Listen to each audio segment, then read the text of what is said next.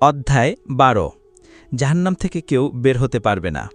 আল্লাহর কোরআনে অন্যত্র বলা হয়েছে, ভালো করে জেনে রাখো, যারা কুফরি নীতি অবলম্বন করেছে, গোটা পৃথিবীর ধন সম্পদও যদি তাদের করায়ত্ত হয় এবং তার সাথে সমপরিমাণ সম্পদ আরও একত্র করে দেয়া হয়, আর তারা যদি তা ফিদে হিসেবে দিয়ে কিয়ামতের দিনের আযাব থেকে রক্ষা পেতে চায়, তবুও তা তাদের কাছ থেকে কবুল করা হবে না। তারা তীব্র যন্ত্রণাদায়ক আযাব ভোগ করতে বাধ্য। তারা জাহান্নামের অগ্নিগহ্বর থেকে বের হতে চাইবে, কিন্তু তা থেকে তারা বের হতে পারবে না। তাদের জন্য স্থায়ী আযাব নির্দিষ্ট করা হবে। সূরা মায়েদা ৩৬-৩৭। আল্লাহদ্রোহী হিসেবে যারা পরিচিতি লাভ করেছে, তারা কখনোই জাহান্নাম থেকে মুক্তি লাভ করবে না। জান্নাতীরা যেমন জান্নাতে চিরকাল অবস্থান করবে, আল্লাহ বিদ্রোহীরা তেমনি জাহান্নামে চিরকাল অবস্থান করবে। জাহান্নামে একটি যুগ অতিবাহিত হতে না হতেই আরেকটি নতুন যুগের সূচনা হবে। এভাবে একের পর এক চলতেই থাকবে। আল্লাহর কোরআনে এই বিষয়টিকে বোঝানোর জন্য কোথাও আটকার শব্দ, কোথাও খুলুদ শব্দ, আবার কোথাও আবাধা শব্দ ব্যবহৃত হয়েছে, এবং এর অর্থ হল চিরকাল। জাহান্নাম নামক সেই ভয়ঙ্কর স্থানটা হচ্ছে বিচিত্র রকমের অসহনীয় যন্ত্রণার বিশাল বিভীষিকাময় অগ্নিদীপ্ত কারাগার। এর মধ্যেকার আযাবের কারণে দৈহিক অঙ্গ প্রত্যঙ্গ, এমনকি মানবদেহের মধ্যে অবস্থিত হৃৎপিণ্ড, নাড়িভুঁড়ি, শিরা উপশিরা, অস্থিমজ্জা ইত্যাদির বিকৃতি ঘটবে। সেখান হতে মুক্তি পাবার বা পালিয়ে যাবার কোনো পথ নেই। ওই জাহান্নামে আযাবের কারণে কোনোদিন মৃত্যু হবে না। আল্লাহ রাব্বুল আলামিন বলেন, আর তুমি কি জানো জাহান্নাম কি? তা শান্তিতেও থাকতে দেয় না, আবার ছেড়েও দেয় না, চামড়া ঝলসিয়ে দেয়। সূরা মুদ্দাচ্ছির ২৭। জাহান্নামে কারো মৃত্যু হবে না। পৃথিবীতে মানুষ কষ্ট সহ্য করতে না পেরে একসময় মৃত্যুর কোলে ঢলে পড়ে। জাহান্নামেও আল্লাহর বিধান অমান্যকারীগণ বর্ণনাতীত কষ্ট পাবে, কিন্তু সেখানে তাদের কারো মৃত্যু হবে না। এ সম্পর্কে মহান আল্লাহ রাব্বুল আলামিন বলেন, থুম্বালা ইয়ামুতু ফিহা ওয়ালা ইয়াহইয়া, জাহান্নামে মৃত্যু বলে কিছু থাকবে না। কোরআন বলছে, জাহান্নামে সে মরবেও না, আবার জীবিতও থাকবে না। আলা ১৩। সেদিন জাহান্নাম প্রচণ্ড ক্রোধে যেন ফেটে পড়তে চাইবে। মহান আল্লাহ বলেন, তারা যখন সেখানে নিক্ষিপ্ত হবে, তখন তার ক্রোধে তর্জন গর্জন শুনতে পাবে, এবং জাহান্নামের আগুন উথাল পাথাল করতে থাকবে। ক্রোধ আক্রোশে এমন অবস্থা ধারণ করবে যে মনে হবে প্রচণ্ড ক্রোধে তা ফেটে পড়বে। সূরা মুলক ৭-৮। জাহান্নাম প্রচণ্ড আক্রোশে গর্জন করতে থাকবে। হাসরের ময়দানে অপরাধীদেরকে দেখে জাহান্নাম প্রচণ্ড আক্রোশে গর্জন করতে থাকবে। আল্লাহ রাব্বুল আলামিন বলেন, ইদা রাআতহুম মিন মাকানিন বাঈদিন সামিউ লাহা তাগায়্যুযান ওয়া জাফীরা, জাহান্নাম যখন দূর হতে তাদেরকে দেখতে পাবে, তখন তারা পাপীগণ তার ক্রোধ ও তেজস্বী গর্জন শুনতে পাবে। আর যখন তাদেরকে হাত পা বাঁধা অবস্থায় জাহান্নামের কোনো সংকীর্ণ স্থানে নিক্ষেপ করা হবে, তখন তারা সেখানে কেবল মৃত্যুকে ডাকতে থাকবে। ফুরকন ১২-১৩। জাহান্নাম অপরাধীদের যন্ত্রণাময় বাসস্থান। জাহান্নাম অপরাধীদের যন্ত্রণাময় বাসস্থান, কিন্তু এরও বিভিন্ন স্তর রয়েছে। কোরআন বলছে, লাহা সাবআতু আবওয়াব লিকুল্লি বাবিম মিনহুম জুজউম মাকসুম। জাহান্নামে ৭টি দরজা অর্থাৎ স্তর আছে। প্রত্যেকটি দরজার জন্য ভিন্ন ভিন্ন দল নির্ধারিত আছে। সূরা হিজর ৪৪। অকল্পনীয় যন্ত্রণাদায়ক একটি বিশাল এলাকা নিয়ে জাহান্নাম গঠিত, যেখানে অপরাধের ধরন অনুযায়ী বিভিন্ন ধরনের শাস্তির জন্য ভিন্ন ভিন্ন বিভাগ বা এলাকা নির্ধারিত আছে। এ সমস্ত এলাকা ৭ ভাগে বিভক্ত, যথা ১ হাবিয়া, ২ জাহিম, ৩ সাকর, ৪ লাজা, ৫ সাইর, ৬ হুতামা, ৭ জাহান্নাম। পৃথিবীতে পাপীদের শ্রেণী বিভাগ রয়েছে। সবার পাপ এক ধরনের নয়। চুরির দায়ে কেউ খুনের আসামি প্রাপ্য শাস্তি পেতে পারে না। মিথ্যা কথা বলার দায়ে কেউ মদপানকারীর প্রাপ্য শাস্তি পেতে পারে না। সেহেতু জাহান্নামের ৭টি স্তরে পাপীদের পাপের ধরন অনুযায়ী শাস্তি ভোগ করতে থাকবে। এই ৭টি স্তরের মধ্যে আবার প্রত্যেকটি স্তরেও অনেকগুলো বিভাগ আছে, যেমন গাস্সাক। এই গাস্সাক হলো একটি বিশাল আকৃতির পুকুর বা হ্রদ। এখানে জাহান্নামীদের রক্ত, ঘাম ও পুজ জমা হবার স্থান। এসব কিছু প্রবাহিত হয়ে গাস্সাকে জমা হবে।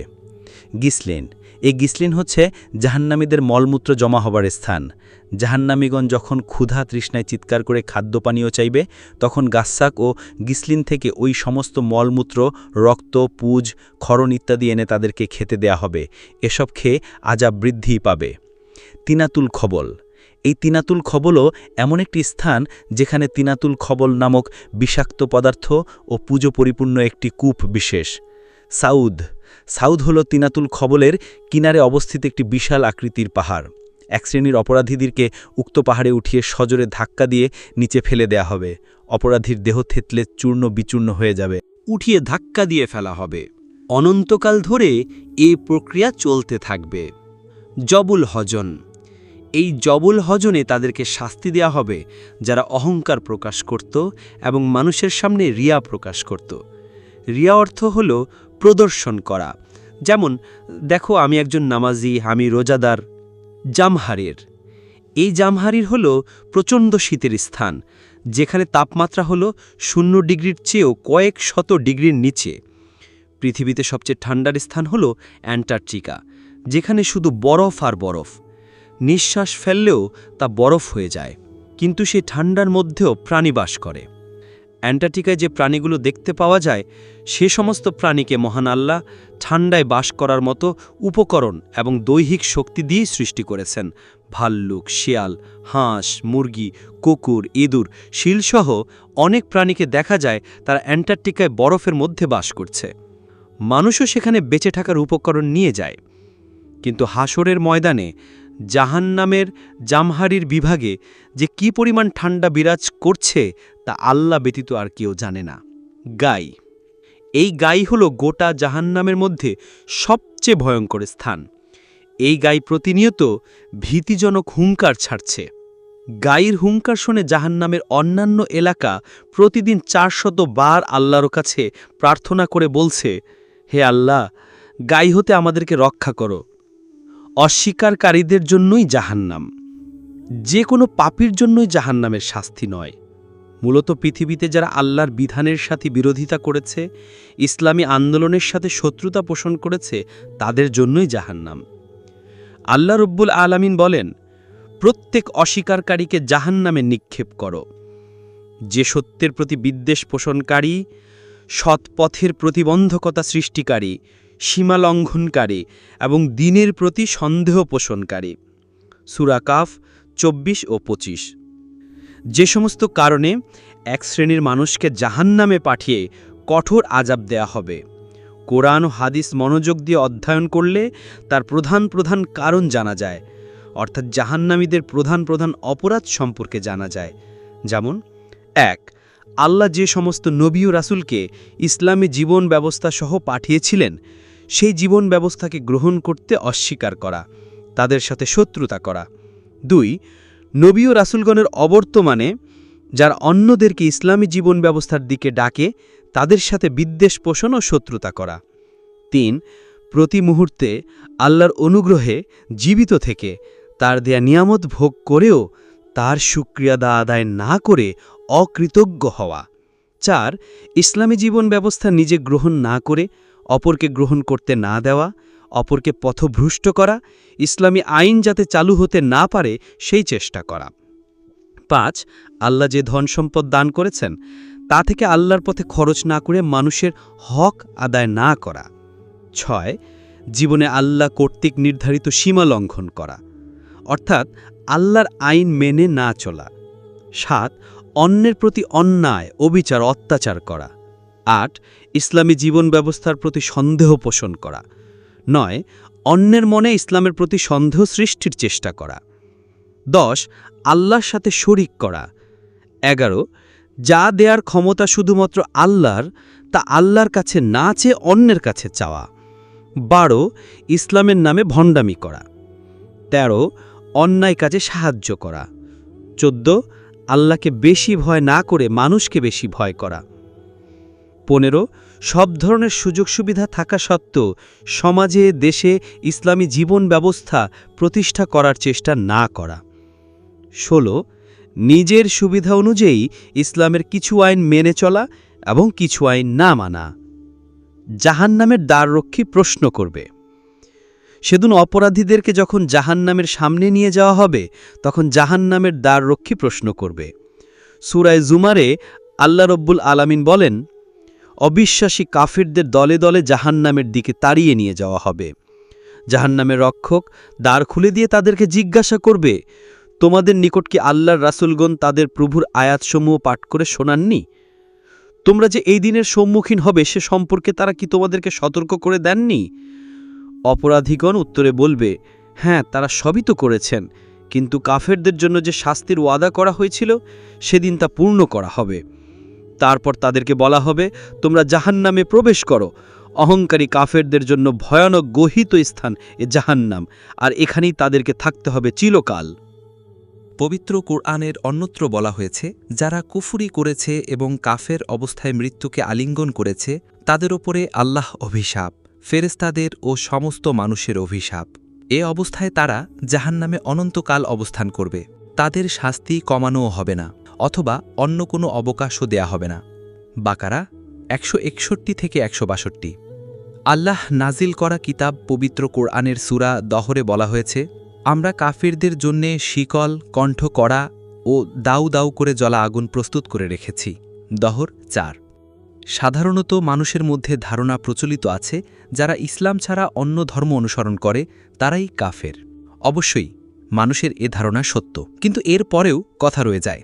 কাফের সম্পর্কে পরিষ্কার ধারণা লাভ করতে হলে মুসলিম সম্পর্কে ধারণা পরিষ্কার হওয়া প্রয়োজন। মুসলিম আরবি শব্দ, যার অর্থ আত্মসমর্পণ করা, অর্থাৎ যে বা যারা স্ব-ইচ্ছায় আল্লাহর আইন কানুন যা তার নবীর মাধ্যমে মানুষের কাছে এসেছে তার প্রতি অন্তরের বিশ্বাস ও মান্য করে, এক কথায় তারাই মুসলিম। মুসলিম পিতামাতার ঘরে জন্মগ্রহণ করলেই কেউ মুসলিম হতে পারে না। মুসলমানের ঘরে জন্মগ্রহণ করে যদি কেউ ইসলামের সাথে বিদ্বেষ পোষণ করে তারা অবশ্যই কাফের। কুফুর শব্দের অর্থ গোপন করা, লুকানো, যেমন ঈমান অর্থ মেনে নেয়া, কবুল করা, স্বীকার করা। এর বিপরীতে কুফুর শব্দের অর্থ না মানা, প্রত্যাখ্যান করা, অস্বীকার করা। কোরআন ও হাদিসের বর্ণনার প্রেক্ষিতে কুফুরির মনোভাব ও আচারাচরণ বিভিন্ন প্রকার। 1. আল্লাহকে বা তার অস্তিত্ব অস্বীকার করা, অথবা তার সার্বভৌমত্ব, কর্তৃত্ব ও ক্ষমতা স্বীকার না করা এবং তাকে নিজের ও সমগ্র বিশ্বজাহানের মালিক, প্রভু, উপাস্য ও মাবুদ হিসেবে মেনে নিতে অস্বীকার করা, অথবা তাকে একমাত্র মালিক বলে না মানা। 2. আল্লাহকে মেনে নিয়েও মানুষ কাফের হয়। এই ধরনের কাফেরের সংখ্যা বর্তমান মুসলিম নামে পরিচিত বা দাবিবারদের মধ্যে বেশি, অর্থাৎ মুখে আল্লাহকে স্বীকৃতি দেয় বটে, কিন্তু তার বিধান ও হেদায়েতসমূহকে জ্ঞান ও আইনের একমাত্র উৎস হিসেবে মেনে নিতে অস্বীকার করা। 3. নীতিগতভাবে একথা মেনে নেয়া যে তাকে আল্লাহর বিধান অনুযায়ী চলতে হবে, কিন্তু আল্লাহ তার বিধান ও বাণীসমূহ যেসব নবী রাসূলের মাধ্যমে মানুষের কাছে পাঠিয়েছেন তাদেরকে অস্বীকার করা। 4. নবীদের মধ্যে পার্থক্য করা এবং নিজেদের পছন্দ ও মানসিক প্রবণতা বা গোত্রীয় ও দলীয় প্রীতির কারণে তাদের মধ্যে হতে কাউকে মেনে নেয়া এবং কাউকে না মানা। 5. নবী ও রাসূলগণ আল্লাহর পক্ষ থেকে আকীদাহ, বিশ্বাস, নৈতিক চরিত্র ও জীবনযাপনের বিধান সম্বলিত যেসব শিক্ষা মানুষের কাছে পেশ করেছেন এসব শিক্ষার কিছু অংশ গ্রহণ ও কিছু অংশ বর্জন করা। 6. আল্লাহর বিধান মেনে নেয়ার পরেও জেনে বুঝে পার্থিব কোনো স্বার্থের কারণে আল্লাহর বিধানের সাথে নাফরমানি করা, নিজে খুবই ধর্মভীরু এমন ভাব দেখিয়ে মানুষকে ধোঁকা দেয়া। উল্লেখিত সমস্ত চিন্তা, বিশ্বাস ও কাজ আল্লাহর সাথে বিদ্রোহ করার শামিল। উল্লেখিত চিন্তা, বিশ্বাস ও কাজকে কোরআনে কুফুরি হিসেবে চিহ্নিত করা হয়েছে। এছাড়াও কোরআনের কোনো কোনো আয়াতে কুফুর শব্দটি আল্লাহর দান, অনুগ্রহ, নিয়ামতের প্রতি অকৃতজ্ঞতা প্রকাশের ক্ষেত্রেও ব্যবহার করা হয়েছে।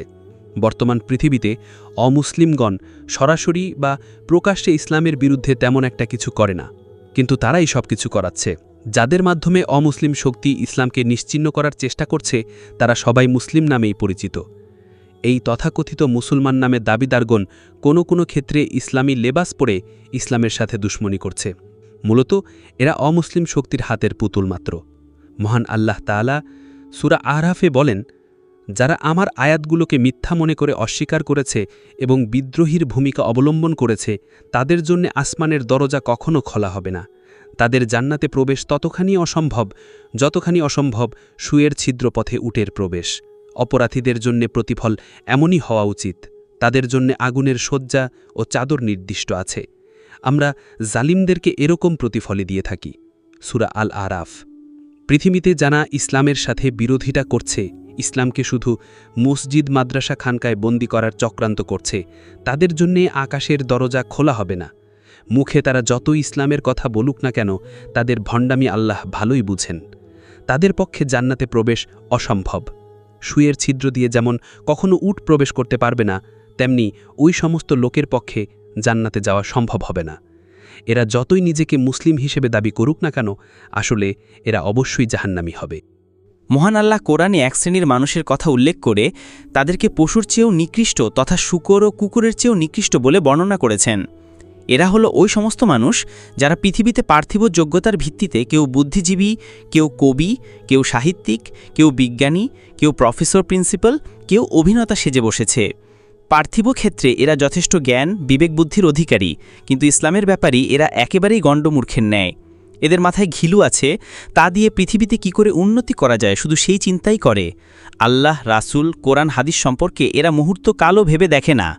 এদের চোখ আছে, তা দিয়ে পৃথিবীর রঙ্গরস তারা দেখে, কিন্তু আল্লাহর বিধান মানুষের কাছে কি দাবি করে তা ওরা দেখে না। এদের কান আছে, সে কান দিয়ে পৃথিবীতে সব কথা শুনতে পারে, কিন্তু আল্লাহ রাসূলের কথা শুনে না। এরাই হলো জাহান্নামী। এদের সম্পর্কে আল্লাহ বলেন, আমরা জাহান্নামের জন্য বহু জিন ও মানুষ সৃষ্টি করেছি। তাদের কাছে অন্তর আছে, কিন্তু তারা তা দিয়ে চিন্তাভাবনা করে না। তাদের চোখ আছে, তবুও তারা দেখে না। তাদের কান আছে, কিন্তু তা দিয়ে তারা শুনে না। তারা জন্তু জানোয়ারের মতো, বরং তার চেয়েও নিকৃষ্ট। এরাই গাফেলদের অন্তর্ভুক্ত। সূরা আরাফ 179।